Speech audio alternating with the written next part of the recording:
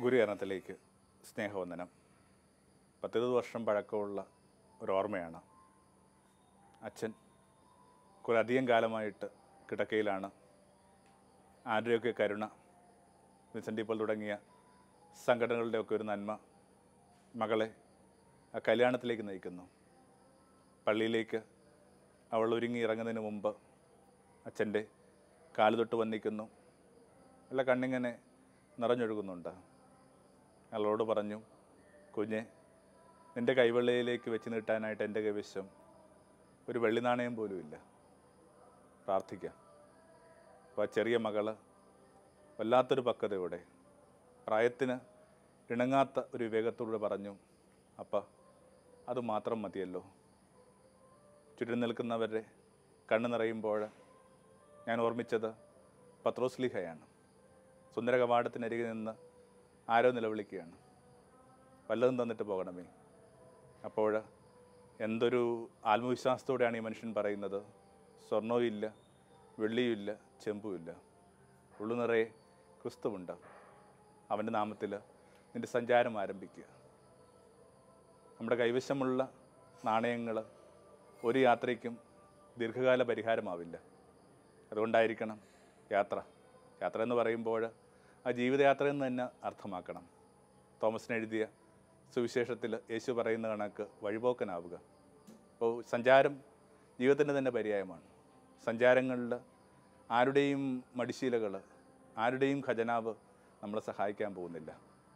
ഇത്തരം ചില പരിമിതികളിൽ നിന്ന്, ഇത്തരം ചില നിസ്സഹായതയിൽ നിന്നൊക്കെ ആയിരിക്കണം മനുഷ്യൻ പ്രാർത്ഥന എന്ന വീണ്ടും വിചാരത്തിലേക്ക് എത്തിയിട്ടുണ്ടാവുക. അങ്ങനെ ആയിരിക്കണം ഭൂമിയിലേക്ക് വെച്ച് ഏറ്റവും വലിയ സ്നേഹത്തിൻ്റെ പര്യായമായിട്ട് പ്രാർത്ഥന മാറിയിട്ടുണ്ടാവുക.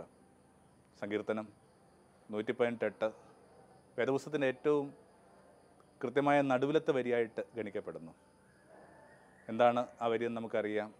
മനുഷ്യനിൽ ആശ്രയിക്കരുത്, അതിനേക്കാൾ എത്രയോ പ്രധാനപ്പെട്ടതാണ് ദൈവത്തിൽ അഭയം തേടുക. മനുഷ്യനിൽ ആശ്രയിച്ചവർക്കൊക്കെ വൈകാതെ വളരെയേറെ ഫ്രസ്ട്രേറ്റഡ് ആവേണ്ടതായിട്ട് വരുന്നു. കാരണം മനുഷ്യരുടെ എന്തുമാത്രം പരിമിതികളിലൂടെ കടന്നു പോകുന്ന ആ മനുഷ്യരുടെ സഹായങ്ങൾ കൊണ്ട് ഈ ജീവിതമെന്ന് പറയുന്ന ഒരു ദീർഘയാത്രയിൽ എത്ര ദൂരം അവൻ നിങ്ങളെ സഹായിക്കാനുണ്ടാവും, അറിഞ്ഞുകൂടാ. എന്തുമാത്രം പരിമിതിയുള്ള ഒരു പടപ്പിൻ്റെ പേരാ മനുഷ്യൻ. ആനന്ദിൻ്റെ അപഹരിക്കപ്പെട്ട ദൈവങ്ങളിലെ കഥാപാത്രത്തിൻ്റെ പേര്, പ്രധാനപ്പെട്ട കഥാപാത്രത്തിൻ്റെ പേര് നസീമ എന്നാണ്. അതിൻ്റെ അർത്ഥം അതിരുകളില്ലാത്തവൾ. ഒരുപക്ഷെ അവളങ്ങനെ വിചാരിച്ചിട്ടുണ്ടാവും, തനിക്ക് യാതൊരുവിധ അതിരുകളുമില്ല, ഈ ആകാശം പോലെ ഇങ്ങനെ ഒരു പരിമിതിയുമില്ലാത്ത ജീവിതമായിരിക്കും തൻ്റെ എന്നൊക്കെ അവൾ ആശിച്ചിട്ടുണ്ടാവും.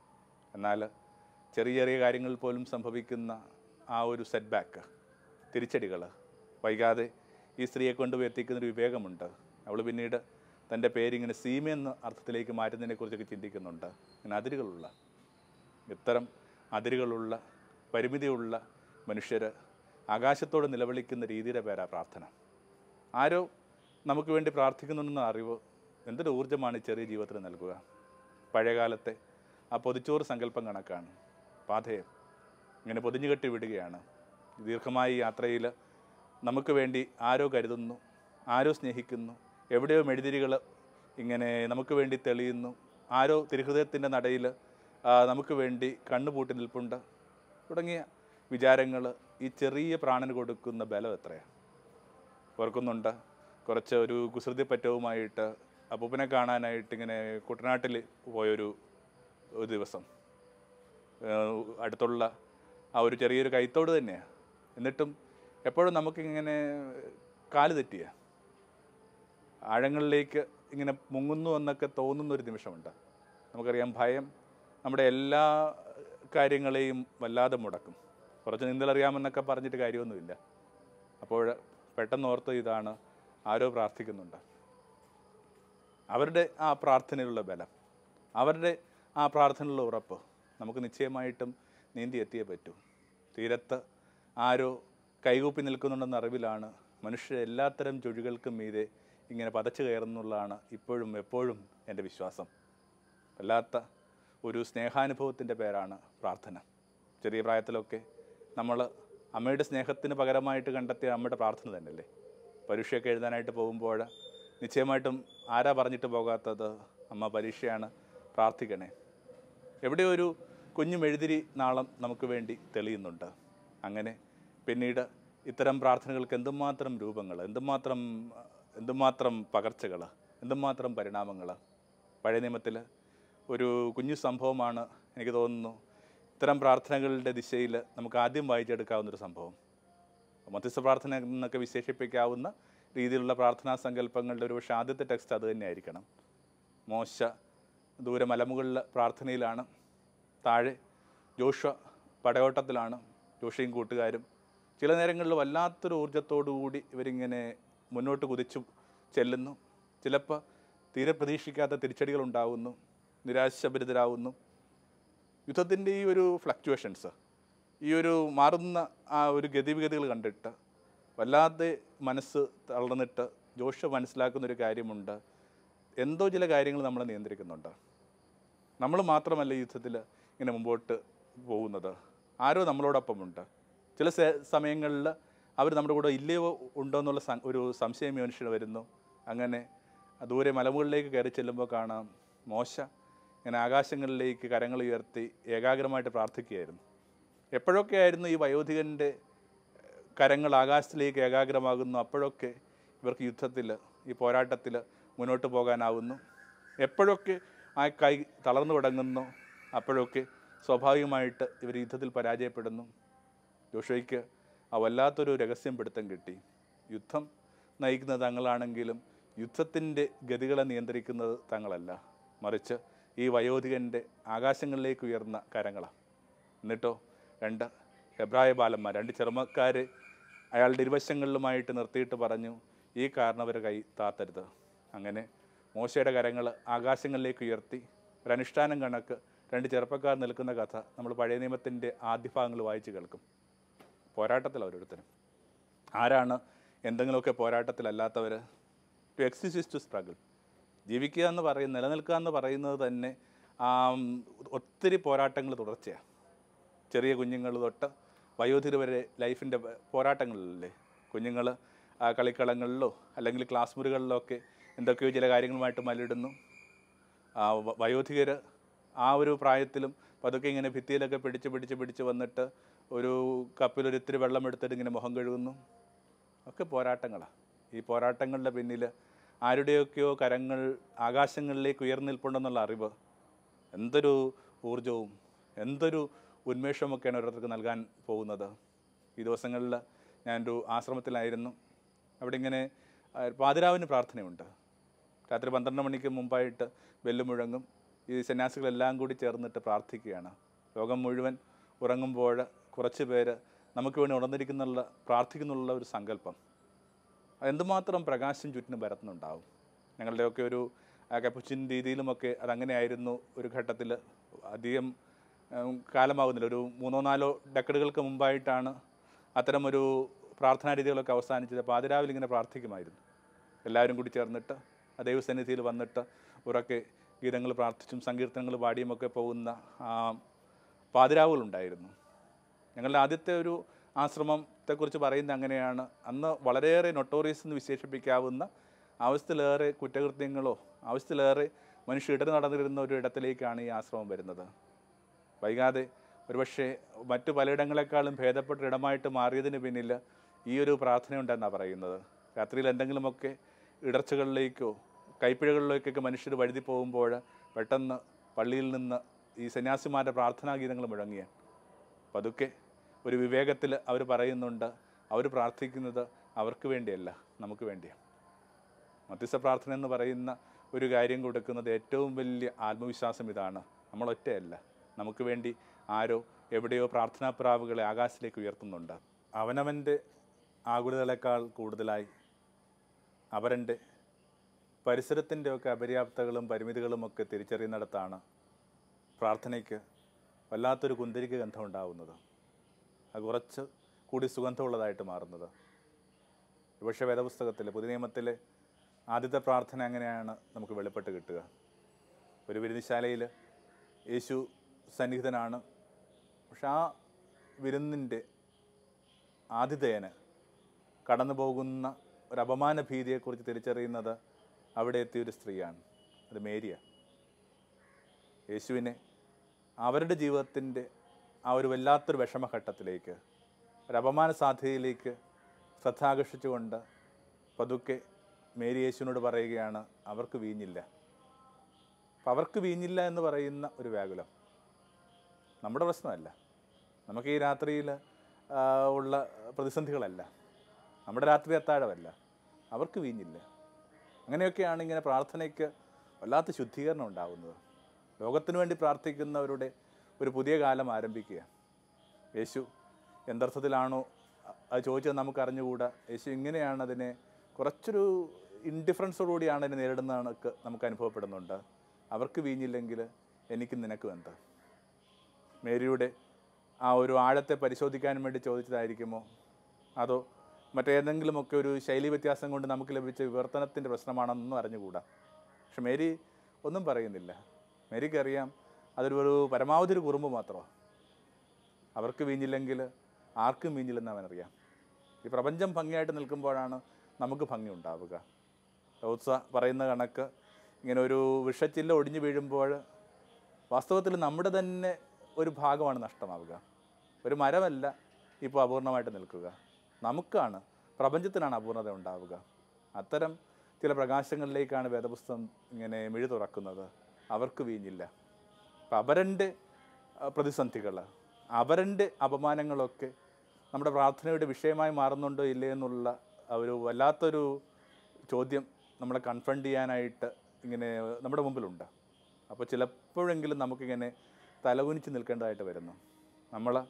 നമ്മളുമായി ബന്ധപ്പെട്ട ചില ഭൗതിക ആവശ്യങ്ങൾ മാത്രം ഇപ്പോഴും കുടുങ്ങിയും ഒക്കെ ജീവിച്ചുകൊണ്ടിരിക്കുക. അതിനകത്ത് ലഭിക്കുന്ന ചില ഫലശ്രുതികൾ മാത്രമാണ് ഇപ്പോഴും ദൈവം ഉണ്ടെന്നൊക്കെ ഉള്ളതിൻ്റെ നമ്മുടെ ഏറ്റവും വലിയ തെളിവുകളൊക്കെ ആയിട്ട് നമ്മളിപ്പോൾ ഘോഷിച്ചുകൊണ്ടിരിക്കുക. ലോകത്തിന് വേണ്ടി ആകുലപ്പെടുന്ന ചില മനുഷ്യരുടെ ആ വല്ലാത്ത ദൈവത്തിലേക്കുള്ള നിലവിളിയായിട്ടോ ദൈവത്തിൻ്റെ ശ്രദ്ധയിലേക്ക് അവർ ഉയർത്തുന്നതിൻ്റെയൊക്കെ ഭാഗമായിട്ട് പ്രാർത്ഥനയെ തിരിച്ചറിയുമ്പോൾ ഉണ്ടാകുന്ന വ്യത്യാസം പിന്നീട് ആ പുതിയ നിയമത്തിൻ്റെ പാരമ്പര്യത്തിൽ അത് നന്നായിട്ട് മുഴങ്ങുന്നുണ്ട്. തളർവാദ രോഗിയുമായിട്ട് വരുന്ന ആ ഗ്രാമീണരെ എടുക്കുക. അത്രയും ആൾക്കൂട്ടം അവിടെ ഉണ്ടായിരുന്നത് കൊണ്ട് അവരിങ്ങനെ വീടിൻ്റെ മച്ച് പൊളിച്ചകത്തേക്ക് അവനെ കൊണ്ടുവന്നാണ് പറയുന്നത്. എന്തായാലും തളർന്നു കിടക്കുന്ന ഈ മനുഷ്യൻ യേശുവിനെക്കുറിച്ച് കേട്ടിരിക്കാനായിട്ടൊരു സാധ്യതയില്ല. അവൻ്റെ ആവശ്യങ്ങൾ ഒന്നുപോലും ആയിരിക്കില്ല യേശുവിൻ്റെ അടുക്കിലേക്ക് പോകുക എന്നുള്ളത്. ചിലപ്പോൾ ജീവിതം അത്രയും സ്റ്റാൻഡ് സ്റ്റില്ലാകുമ്പോൾ മനുഷ്യർക്ക് ഇങ്ങനെ പ്രാർത്ഥിക്കാൻ പോലും പറ്റില്ല.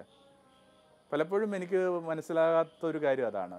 പലരും പറയാറുണ്ട്, ജീവിതത്തിൽ ഒത്തിരി ദുഃഖങ്ങളൊക്കെ വരുമ്പോൾ അതിങ്ങനെ നമ്മളെ കുറേ കൂടി പ്രാർത്ഥനയിലേക്ക് ഉണർത്താൻ വേണ്ടിയാണ്. എൻ്റെ ജീവിതത്തിൽ സംഭവിച്ചിട്ടുള്ളത് ഒക്കെ തിരിച്ചാണ്. വല്ലാത്ത ദുഃഖം വരുമ്പോഴേക്കും പിന്നെ നമ്മൾ സ്റ്റാൻഡ് സ്റ്റില്ല, നമുക്ക് വല്ലാത്തൊരു നിശ്ചലതയാണ്. ചിലപ്പോൾ പറയുന്ന കണക്ക് ഇങ്ങനെ ചെറിയ പുഴയുടെ ഒഴുക്കിനൊക്കെ എതിരായിട്ട് നമുക്ക് നീന്തി തിരികെ വരാം. വലിയ ഒഴുക്ക് വരുമ്പോഴേക്കും പിന്നെ ആകപ്പാടെ ചെയ്യാവുന്ന ഇങ്ങനെ കണ്ണുപൂട്ടി വെറുതെ ഇരിക്കുക എന്നുള്ളത്. എന്തോ ആവട്ടെ, എവിടെ വേണമെങ്കിലും അവസാനിക്കട്ടെ. അപ്പം അത്തരം ഒരു നിശ്ചലതയിൽ നിന്നുകൊണ്ടാണ് ഈ ഒരു മനുഷ്യനെയും എടുത്തുകൊണ്ട് ഈ ഗ്രാമീണർ അവൻ്റെ അടുക്കിലേക്ക് വരിക. അപ്പോൾ പ്രാർത്ഥിക്കാൻ പറ്റില്ലെന്ന് കരുതുന്നവർക്കും പ്രാർത്ഥിക്കാനാവില്ലെന്ന് കരുതുന്നവർക്ക് വേണ്ടിയും അതിനകത്ത് പ്രകാശം കിട്ടിയ മനുഷ്യർക്ക് അവർക്ക് വേണ്ടി അവരെ അവൻ്റെ സന്നിധിയിലേക്ക് കൊണ്ടുപോകേണ്ട ബാധ്യതയില്ലേ? എനിക്കറിയാം ഇതൊക്കെ ഒരു വളരെ മാനുഷികമായൊരു വിചാരം മാത്രമാണെന്ന്. കാരണം എല്ലാം ശ്രദ്ധിക്കുന്ന ദൈവത്തിൻ്റെ മുമ്പിൽ ഇത്തരം അപൂർണതകളും അവർക്ക് വീഞ്ഞില്ലെന്നുള്ള കാര്യം അറിയുകയും അല്ലെങ്കിൽ അവൻ ആരുടെയും മാത്സമില്ലാതെ തന്നെ അവൻ്റെ രോഗം സൗഖ്യപ്പെടുത്താനുള്ള ആ ഒരു കാഴ്ചയൊക്കെയുള്ള ദൈവത്തെക്കുറിച്ചാണ് നമ്മളെപ്പോഴും സംസാരിച്ചുകൊണ്ടിരിക്കുന്നത്. പക്ഷേ നമ്മളൊന്ന് ഓർമ്മിക്കണം, ഇത്തരം മാനുഷികമായ ചില സങ്കല്പങ്ങളെ മൈനസ് ചെയ്താൽ പിന്നെ സുവിശേഷമില്ല. ആ മനുഷ്യനെ കണക്കുള്ള ചില വിചാരങ്ങളിലാണ് ആ പുതിയ നിയമം അഭിരമിക്കുന്നത്, അല്ലെങ്കിൽ അതിലേക്കാണ് പുതിയ നിയമം നമ്മളിങ്ങനെ കൂട്ടിക്കൊണ്ടു പോകുന്നത്. അപ്പോൾ ആ മാനുഷികമായ ചില വിചാരങ്ങൾ തന്നെ ആയിരിക്കാം ഇത്. എങ്കിലും അത്തരം ചില വിചാരങ്ങൾ നമുക്ക് തരുന്ന കുറച്ചുകൂടി ഒരു വിമലീകരണമുണ്ട്. നമ്മുടെ പ്രാർത്ഥനകളുടെയൊക്കെ ഒരു ഗുണമേന്മയെ ഒന്നുകൂടി പരിശോധിക്കാനായിട്ടുള്ളൊരു അപ്പാരറ്റസ് ആയിട്ടെങ്കിലും ഒരു ഏകമായിട്ടെങ്കിലും ഇത്തരം വിചാരങ്ങൾ എടുത്താൽ നല്ലതാണ്. അങ്ങനെ വന്നു പോകുമ്പോൾ യേശു പറഞ്ഞൊരു കഥ കൂടി ഇത്തരമൊരു പശ്ചാത്തലത്തിൽ വളരെ പ്രധാനപ്പെട്ടാണെന്ന് എനിക്ക് തോന്നുന്നു. അതിങ്ങനെ പാതിരാവിലെ തൻ്റെ വീട്ടിൽ വന്ന ഒരു വിരുന്നുകാരൻ്റെ കഥയാണ്. അയാൾക്ക് ഒരു പിടി ചോറ് കൊടുക്കാനായിട്ട് സ്വന്തം വീട്ടിലെ കലത്തിൽ ഒരു പിടി പഴഞ്ചോറ് ബാക്കിയില്ല. എന്നിട്ടും അത്തരമൊരു കുറവും തൻ്റെ അതിഥി അറിയരുതെന്ന് ഇയാൾക്ക് ആഗ്രഹമുണ്ട്. അതിഥി എന്ന് പറഞ്ഞ വാക്കിൻ്റെ അർത്ഥം തന്നെ നമുക്കറിയാം, ഈ തിഥിയില്ലാത്ത ആളാണ് അതിഥി. കാലവും നേരവും നോക്കാതെ വരേണ്ട അല്ലെങ്കിൽ വന്നാൽ ഉപചരിക്കേണ്ട വ്യക്തിയുടെ പേരാണ് അതിഥി. അതുകൊണ്ട് ഒരു തരത്തിൽ ഈ പാതിരാവിലുള്ള അയാളെ സന്ദർശനത്തെ നമുക്ക് കുറ്റപ്പെടുത്തുക പറ്റില്ല. എന്നിട്ട് ഈ മനുഷ്യനെ ഇവിടെ ഇരുത്തിയിട്ട് ഇയാൾ പുറത്തേക്ക് ഓടുകയാണ്. സ്വാഭാവികമായിട്ട് പാതിരാവിലെ ഈ ഓടിപ്പോകുന്ന ഈ മനുഷ്യൻ ആ ഇരുട്ട് വീണ വഴികളിലൂടെ, മഞ്ഞ് വീഴുന്ന വഴികളിലൂടെ ഓടിപ്പോകുന്നത് എവിടെയോ ഏത് രാവിലെ ചെന്നാലും അപ്പമുള്ളൊരു വീടുണ്ട്, അവിടെ ചെന്ന് കൊട്ടുക എന്നുള്ള ഉദ്ദേശം. അവിടെ ചെന്ന് കൊട്ടുമ്പോൾ അത്ര ഫേവറബിളായ ഉത്തരങ്ങളല്ല ഇയാൾക്ക് കിട്ടുന്നത്. ഞാൻ കിടന്നു, കുഞ്ഞുങ്ങൾ കിടന്നു, നാളെ വാ, നീ എന്നെ ശല്യപ്പെടുത്തരുത്. എന്നിട്ടോ ഓരോ പ്രാവശ്യവും അത്തരം ഭംഗിയില്ലാത്ത ചില പ്രത്യുത്തരങ്ങൾ കിട്ടുമ്പോഴും ഈ മനുഷ്യൻ അതിനകത്ത് നിന്ന് പിൻവാങ്ങുന്നില്ല. കാരണം ഇത് അയാളുടെ വിശപ്പല്ല, തൻ്റെ ചങ്ങാതിയുടെ വിശപ്പാണ്. എൻ്റെ വിശപ്പിന് എനിക്ക് ഈ രാത്രി വേണേൽ പട്ടിണി കിടക്കാം, പക്ഷേ എൻ്റെ ചങ്ങാതി, എൻ്റെ വീട്ടിലേക്ക് വന്ന് ചങ്ങാതി വിശക്കെന്ന് പറയുന്നതിനേക്കാൾ കഠിനമായിട്ട് ഇങ്ങനെ ഭാരം തരുന്ന എന്തുണ്ട്? അപ്പോൾ ചങ്ങാതിയുടെ വിശപ്പ് ഇയാൾക്ക് പ്രധാനം. അയാൾ പിന്നെയും ഇങ്ങനെ അപമാനിതനായിട്ട് ഇങ്ങനെ തലകുനിച്ച് ഇത് കൊട്ടിക്കൊണ്ടിരിക്കുന്നു. ഒടുവിൽ ഇങ്ങനെ 3 അപ്പം ഇങ്ങനെ അയാൾക്ക് കൈമാറി. 3 അപ്പം എന്ന് പറയുന്നത് ഒരു പുരുഷൻ്റെ കഴിക്കാൻ ആവശ്യമായ ഏറ്റവും മിനിമം, കൂടുതലും ഇല്ല കുറവുമില്ല. ചുരുക്കത്തിൽ അതുകൂടി ഓർത്താൽ നല്ലതാണ്. ഈ പ്രാർത്ഥനയൊക്കെ വാസ്തവത്തിൽ ഈ ബേസിക് നീഡ്സിന് വേണ്ടിയാണ്. നമ്മുടെ ആഡംബരങ്ങൾക്കും നമ്മുടെ സൗകര്യങ്ങൾക്കും വേണ്ടിയൊക്കെ ഇങ്ങനെ ആ ദൈവനാമത്തെ അധികം വലിച്ചിഴക്കാതിരിക്കുന്നത് തന്നെയായിരിക്കും കുറേ കൂടി പ്രകാശം കിട്ടിയവർക്ക് വേണ്ടിയുള്ള വഴിയെന്ന് ഞാൻ എപ്പോഴും വിചാരിക്കാറുണ്ട്. 3 അപ്പം. എന്നിട്ടോ ഇയാൾ ഈ 3 അപ്പം കൊണ്ടും ചങ്ങാതിക്ക് കൊടുക്കുന്നു. ഈ ചങ്ങാതി അറിയുന്നില്ല ഈ രാത്രിയിൽ തൻ്റെ ചങ്ങാതി അലഞ്ഞ ദൂരങ്ങൾ ആ കാതം എത്രയെന്ന്, അയാൾ കൊണ്ട മഞ്ഞ്, അയാൾ കുനിഞ്ഞു നിന്ന ഒരു സാഹചര്യം, അയാൾ കടന്നുപോയ അപമാനം ഒന്നും അറിയുന്നില്ല. പലപ്പോഴും നമ്മൾ ഭക്ഷിക്കുന്ന പലതിനു പിന്നിലും ആരുടെയൊക്കെയോ അലച്ചിലുകളുണ്ടെന്ന്, ആരുടെയൊക്കെ നിലവിളികളുണ്ടെന്ന്, ആരുടെയൊക്കെ ഉറക്കമില്ലാത്ത രാവുകളുണ്ടെന്ന്, ജാഗരണങ്ങളുണ്ടെന്ന് നമുക്ക് അറിഞ്ഞുകൂടാ. നമ്മൾ ഭക്ഷിക്കുക മാത്രമായി, നമ്മളതിൻ്റെ ബെനിഫിറ്റ് മാത്രം അനുഭവിച്ചുകൊണ്ടിരിക്കുന്നത്. ഇത് എനിക്ക് തോന്നുന്നു കൃത്യമായ ഒരു മധ്യസ്ഥ പ്രാർത്ഥന എന്ന് പറയാവുന്ന ഒന്നിലേക്കുള്ള ഒരു പ്രതീകം കൂടിയായിട്ട്, മറ്റൊരു രൂപകഥയായിട്ട് പോലും എടുക്കാവുന്നതാണ്. എത്ര പേരെയാണ് നമ്മൾ ഓരോ ദിവസം കാണുന്നത്. വിശേഷം ഞങ്ങളുടെയൊക്കെ ഒരു ജീവിതശൈലിയുമായി ബന്ധപ്പെട്ട് നമുക്കിങ്ങനെ ഓരോ ദിവസവും നമ്മൾ കേട്ടുകൊണ്ടിരിക്കുന്ന കഥകൾ ഇങ്ങനെ കഥകളെക്കാൾ കഠിനമായ കഥകളാണ്. നിത്യജീവിതത്തിലൊക്കെ അസാധ്യമെന്ന് നമ്മൾ കരുതുന്ന കാര്യങ്ങൾ നമ്മൾ കഥയെന്ന് പറയുന്നത്. പക്ഷേ ആ കഥകളിൽ സംഭവിക്കുന്നതിനേക്കാൾ കഠിനമായ അനുഭവങ്ങളിലൂടെയാണ് നമുക്ക് ചുറ്റുമുള്ള പരിസരം കടന്നു പോകുന്നത്. അത്തരം ഓരോ കാര്യങ്ങൾ കേട്ടിട്ട് ഒന്ന് നെടുവീർപ്പെടാനായിട്ട് കണ്ണു നിറയാനൊക്കെ പാത്രം പറ്റുന്ന പാവം മനുഷ്യരാണ് നമ്മൾ. ആർക്കും അതിനേക്കാൾ ഏറെ ബലമുള്ളത്? ആര് പറയുന്ന കണക്ക് ഓരോരുത്തരുടെയും സങ്കടങ്ങളിൽ എല്ലാവരും ഒറ്റയ്ക്കാണ്. ഒരാൾക്ക് മറ്റൊരാൾക്കതിലേക്ക് എൻട്രി ഇല്ല. പിന്നെ അറിയാവുന്ന ഒരു കുഞ്ഞു കാര്യമുണ്ട്. ചിലപ്പോൾ നമുക്ക് അവരുടെ തോളെ പിടിച്ചിട്ട് സാരമില്ല, നാളെ നേരെയാവുമെന്ന് പറയാൻ പോലും ധൈര്യമില്ല. കാരണം അത്രയും ഇങ്ങനെ ചവിട്ടി നിൽക്കുന്ന മണ്ണ് ഒലിച്ചു പോയ കഥകളും പിടിച്ചു നിന്ന് കൊമ്പൊടിഞ്ഞു പോയ കഥകളുമൊക്കെ നമ്മൾ കേട്ടുകൊണ്ടിരിക്കുന്നത്. വിശ്വാസങ്ങൾ തകർന്നു പോകുന്നു, അവിശ്വസ്തയിലൂടെ കടന്നു പോകുന്നു, കുഞ്ഞുങ്ങളിൽ നിന്ന് തീരെ പ്രതീക്ഷിക്കാത്ത ചില നിലപാടുകളുണ്ടാവുന്നു, ചങ്ങാതി ചതിക്കുന്നു, വയോധികരായ മാതാപിതാക്കന്മാർ പഠിപ്പിച്ചതിനും വളർത്തിയതിൻ്റെയും കണക്ക് പറയുന്നു. പെട്ടെന്ന് ഇങ്ങനെ മണ്ണൊലിച്ചു പോയി. ആർക്ക് പറയാനുണ്ട് ധൈര്യം? അവരെ തോളെ പിടിച്ചിട്ട് സാരമെന്ന് പറയാനുള്ള ധൈര്യം? പിന്നെ അറിയാവുന്ന ഒരു കുഞ്ഞു കാര്യമുണ്ട്. എന്താണത്? സകലത്തിനും ശമനം കൊടുക്കുന്ന, സകലത്തിനും പരിഹാരമുള്ള, ഏത് വിശപ്പിനും അപ്പം സൂക്ഷിക്കുന്ന, ഏത് ദാഹത്തിൻ്റെയും ഉറവ എന്ന് കരുതാവുന്ന ഒരിടം. ആ ഇടത്തിലേക്ക് ചെന്ന് കൊട്ടുക. എന്നിട്ട് പറയുക, എൻ്റെ ചങ്ങാതിക്ക് വിശക്കുന്നു. നിശ്ചയമായിട്ടും അവൻ്റെ സർവൈവലിന് ആവശ്യമുള്ള, അവൻ്റെ നിലനിൽപ്പിന് ആവശ്യമുള്ള, അവൻ്റെ അതിജീവനത്തിന് ആവശ്യമായുള്ള ആ 3 അപ്പം അവിടുന്ന് തലകയിൽ വെച്ച് നീട്ടും. അതുകൊണ്ടൊക്കെയാണ് നമ്മൾ സങ്കീർത്തനങ്ങൾ വായിക്കുന്നത്. കുരുവി അതിൻ്റെ അഭയമായിട്ട് കണ്ടെത്തുന്നത് ബലിശിലയാണ്. കുരുവി എന്ന് പറയുന്നത് തീരെ വിലയില്ലാത്ത, നമ്മുടെ കണക്ക് ചിലപ്പോൾ തീരെ ഇങ്ങനെ എന്താ പറയുന്നത്, ഒരു കുഞ്ഞു പനി കൊണ്ട് പോലും ഇങ്ങനെ തളർന്നു വീഴാവുന്ന, ഒരു കുഞ്ഞു പനി കൊണ്ട് പോലും ഇങ്ങനെ ജീവിതത്തിനുള്ള മുഴുവൻ അഭിരുചികളൊക്കെ നഷ്ടപ്പെടുന്ന ഒരു വല്ലാത്തൊരു വൾണറബിൾ എന്ന് വിശേഷിപ്പിക്കാവുന്ന, ഫ്രജൈൽ എന്ന് വിശേഷിപ്പിക്കാവുന്ന വളരെ ദുർബലമായ പടപ്പായി മനുഷ്യൻ പറയുന്നത്. അത്തരം മനുഷ്യരൊക്കെ കുരുവികളാണ്, അത്രയും ഫീബിളാണ്. അത്തരം ഫീബിളായ മനുഷ്യർക്ക് വേണ്ടിയുള്ള അവസാനത്തെ അഭയം എന്ന് പറയുന്നത് അവിടുത്തെ ശിലയാണ്. റെഫ്യൂജ് ഓഫ് ദ സാങ്ച്വറി എന്നൊക്കെ ഒരു സങ്കല്പം അങ്ങനെയാണ് ഉണ്ടായത്. പണ്ട് കാലത്ത് യുദ്ധത്തിൽ ഇങ്ങനെ ഏതെങ്കിലും തരത്തിലൊക്കെ തോറ്റൊരു വ്യക്തിക്ക് അയാളുടെ ജീവിതം ഇങ്ങനെ തീരുമെന്ന് ഏകദേശം ഉറപ്പ് കിട്ടുമ്പോൾ പിന്നെ ചെയ്യാവുന്ന ഒരേ ഒരു ശ്രമം ഇങ്ങനെ ഈ ഒരു അങ്കണത്തിൽ നിന്ന് ഓടുക എന്നുള്ളതാണ്. ഓടി ഓടി ഓടി ഏതെങ്കിലും ഒരു ക്ഷേത്രത്തിൻ്റെയോ ദേവാലയത്തിൻ്റെയോ ബലിശിലയിൽ ചെന്ന് അതേ കെട്ടിപ്പിടിച്ച് കഴിഞ്ഞാൽ പിന്നെ അയാളെ കൊല്ലാനായിട്ട് യുദ്ധത്തിൻ്റെ നിയമങ്ങൾ സമ്മതിക്കില്ല. അതിന് വിളിക്കുന്ന വാക്കാണ് റെഫ്യൂജ് ഓഫ് ദ സാങ്ച്വറി. എനിക്ക് തോന്നുന്നു ആരൊക്കെ ഇങ്ങനെ തങ്ങളുടെ ഉറ്റവരെ ചങ്കിലെടുത്തുകൊണ്ട് ഓരോ ദിവസവും ഈ ബലിശിലയെ കെട്ടിപ്പിടിച്ച് കരയുന്നുണ്ട്, നിശ്ചയമായിട്ടും ആരോ അവർക്ക് സംരക്ഷണം കൊടുക്കുന്നുണ്ട്. അതുകൊണ്ടാണ് നമ്മൾ സങ്കീർത്തനങ്ങൾ ഇങ്ങനെ വായിക്കുക, അത്യുന്നതൻ്റെ ചിറകുകളിൽ അവിടെ നിന്നെ കാത്തുകൊള്ളും. ആ ചിറകുകളിൽ എല്ലാവർക്കും അഭയമുണ്ടാവട്ടെ, എല്ലാ കാലത്തും അഭയമുണ്ടാവട്ടെ. ആമേൻ. ജീവിതം പ്രഭാമയം സന്നിധാനം.